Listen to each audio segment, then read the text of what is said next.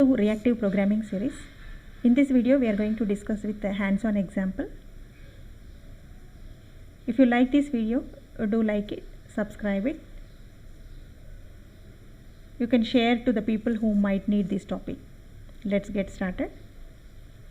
So to start with the WebFlux application, we need to generate a template project, or else we can also start with an empty new Maven project and we can add the required components. So this is the Spring Initializer is easy to generate a template project for us. So you can select the language selection and the version of the Spring Boot application and artifact name, group ID, and the dependency you need to select is Spring WebFlux. Let's look into how do we generate. So here I started with start.spring.io and I have the default selections will be given. So here you can select with the application name, and then I have given the name as a demo1, and here you need to add the dependencies. The dependency we need is only Spring Boot WebFlux, reactive web. So you can generate the project so that it is going to create a Spring Boot project for you, and with the entire template project is ready for you. You just need to extract that project demo1 and import into your workspace. So I have already imported a project here, a demo, which is generated by your Spring Initializer, and then once the application is imported, you will get a default your application, which is a Spring Bootstrap application. So as we know, every Spring Boot project will be started with a simple Java class. So this is a class which is used to bootstrap your entire project, which simplifies your application deployment steps. Now coming to, if you have generated your application by using a simple Maven project and not by using Spring Initializer, then you just need to add the required dependencies. The number of dependencies we need for a Spring Boot WebFlux project is Spring Boot Starter WebFlux, Spring Boot Starter Test, and Reactor Test. As we are going to use with reactive stream components, reactive streams, that is Mono and Flux, we need these many dependencies.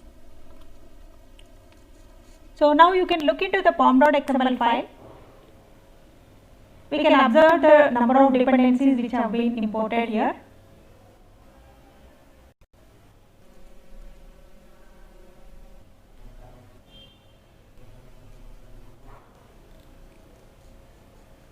So the same number of dependencies here, let Spring Boot Starter WebFlux, and let's say if you are going to use any model components to provide with the auto generation of setters, getters, toString method, and then no argument constructor, parameterized constructor, we can make use of this Lombok library. Otherwise it is not required. For our simple application, this is not required. Now Spring Boot Starter Test, and if at all any JUnit test cases you are going to write with the Spring JUnit with version 5, we are going to add with JUnit Vintage Engine, and then Reactor Test dependency is needed. But for basic simple example, just only the Starter WebFlux and Starter Test is enough. So very first example, I am creating with a standalone application. You can observe here, I am just first creating with a simple Java class, where I am creating with a Mono object. So Mono is a predefined class from your Reactor project. So it is going to provide with your two components mainly called Mono and Flux. So Mono is always to emit a single value or a zero values. It can emit 0 or 1 value. So when we say mono.just of 1, it is going to create with a stream component mono1 object of type integer. Now if you wanted to display the value of that mono1, you can say system.out.println of your mono object.block method. So this is for mono. And similarly, if you wanted to check with the flux, so flux is a type which is a stream which can emit with 1, 0 or many elements, 1 or n number of elements. So here you can see flux.just, you can give a list of values. Now instead of simply printing only those list of values, you wanted to add the functional features of Java 8, like you wanted to map it with a certain requirement. Let's say the list of values needs to be mapped with every number should be multiplied by 10. Just we are adding a map function. There are lots many functions are available with the mono and flux components here. So we are just using map to display the values. Similarly, we can use flat map for transforming your data and to generate a single flux object again, and then you wanted to print it. Then let's get into executing this application just to observe the output of this standalone application to show the values of mono and flux. This is a very basic example for practicing with the mono and flux.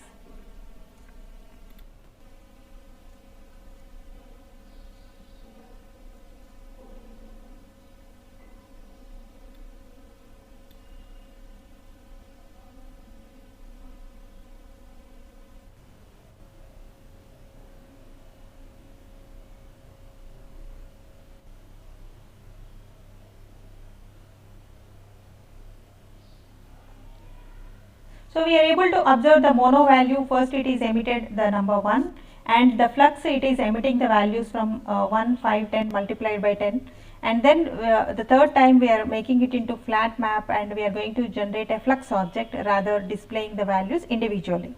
So that is how we are just practicing with the mono and flux with a standalone application. The same project we can also use to generate a RESTful controller with a few RESTful endpoint methods with the Spring reactive components. Let's write one controller component, which is a basic app controller I am writing with. Here also I am just making use of the same flux. I am just generating a list of values called 1, 2, 3, 4, and I would like to emit those values of type return type flux with a endpoint URL called traditional API. So it is going to just generate the values of 1, 2, 3, 4. At the same time, at the console, we can observe the log for the application. Let us run this controller by using our Bootstrap application. We are going to run our RESTful controller class.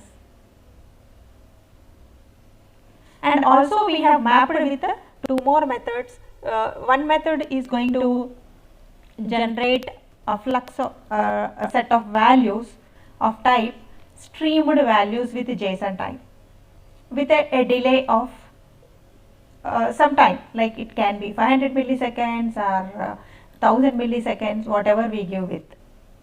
So first we are testing with a traditional API, and then we are checking with a reactive result outcome which is emitted by your flux by using the media type called application stream JSON value. So when you provide this produces media type as application stream JSON value, it can generate the values 10, 20, 30, 40 in a streamed values. The live information can be updated with. So as we have configured our application in the port number 8086, now the application is started here, and now we can check with our RESTful endpoints. The first endpoint is here traditional API. So let's check the application.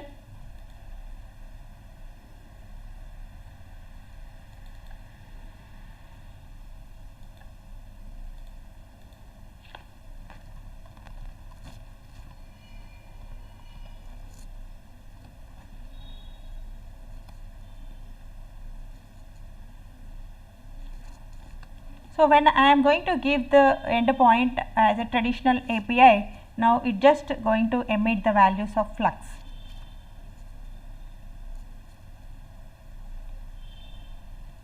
At the same time, we can observe in the console.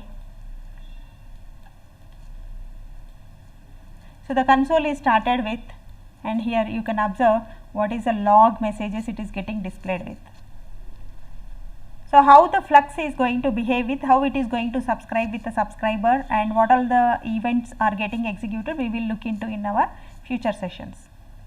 And next is, if we wanted to generate the same output in a reactive fashion, then we are going to change our URL and we will be running with the a reactive URL which can produce the data in a reactive fashion.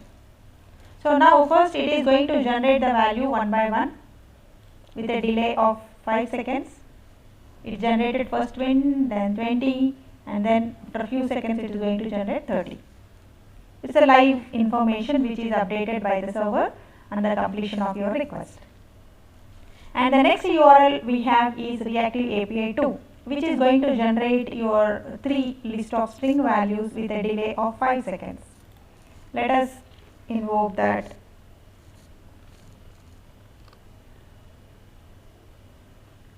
And we can also parallelly observe our console. So first your reactive emission is started, request 1 is started, 2 is started, and then finally the third request is going to execute on completion. This is how the reactive applications can respond with the same thing we are discussing here in our application.